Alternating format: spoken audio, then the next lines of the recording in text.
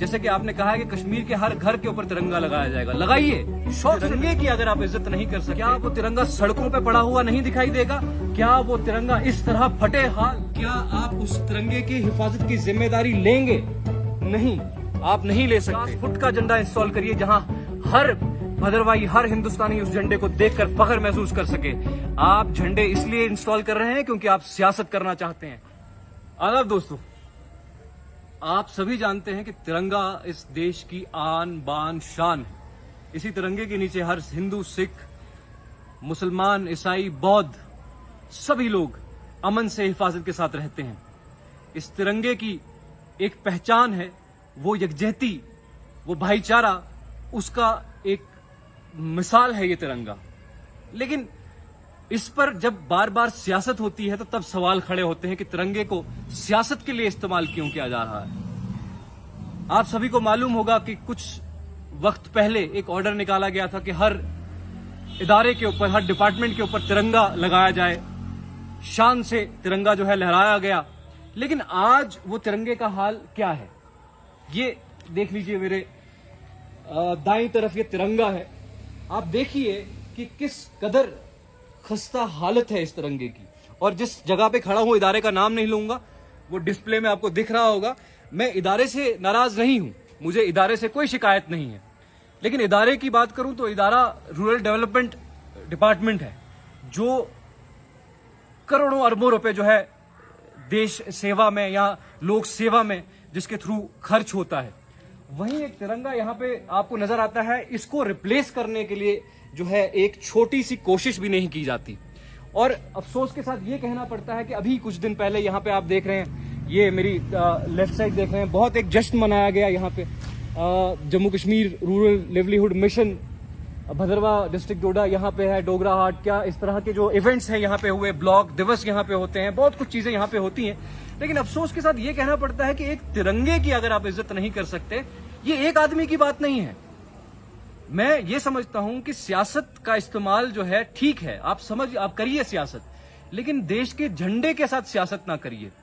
मैं उस सरकार से, बीजेपी सरकार से पूछना चाहता हूं कि जिन इदारों के ऊपर आपने तिरंगे लगवाए हैं, क्या वो सेफ हैं, क्या वो सिक्योर हैं, क्या उनको ड्यू रिस्पेक्ट मिल रही है? मैं आपसे पूछना चाहता हूं। आज आपकी एक योजना हर घर तिरंगा जो है आपने शुरू की है। जैसे कि आपने कहा है कि कश्मीर के हर घर के ऊपर तिरंगा लगाया जाएगा, लगाइए, शौक से लगाइए। लेकिन एक सवाल का जवाब दीजिए, क्या उस तिरंगे की इज्जत होगी? क्या वो तिरंगा सड़कों पे पड़ा हुआ नहीं दिखाई देगा? क्या वो तिरंगा इस तरह फटे हाल उन घरों के ऊपर जो है रखेगा? क्या आप उसको रिप्लेस करेंगे? क्या आप उसको हर 10 दिन के बाद नया तिरंगा लगाएंगे? क्या आप उस तिरंगे की हिफाजत की जिम्मेदारी लेंगे? नहीं, आप नहीं ले सकते।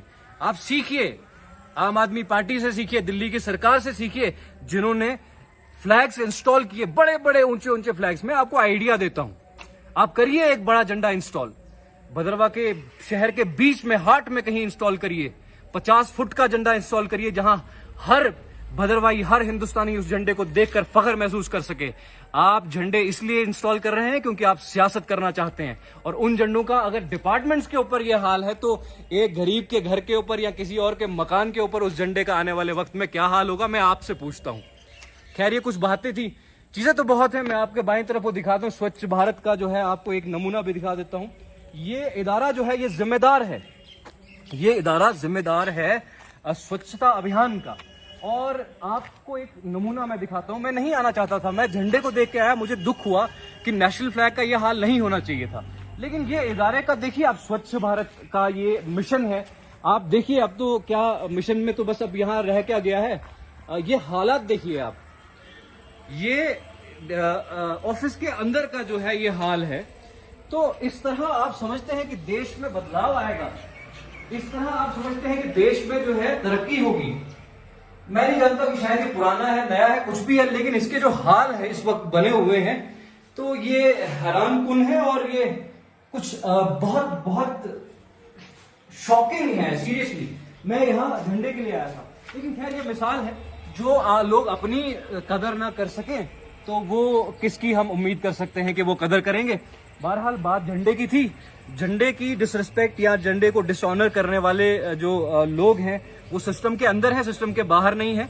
वो सिस्टम में बैठे हुए हैं। झंडे पर सियासत जो है सरकार कर रही है बार बार, वो सियासत को उसको समझना पड़ेगा और लोगों को भी उस सियासत को समझ के जो है इस सियासत को टोटली दरकिनार करना पड़ेगा और इनको मुंह तोड़ जवाब देना पड़ेगा। शुक्रिया।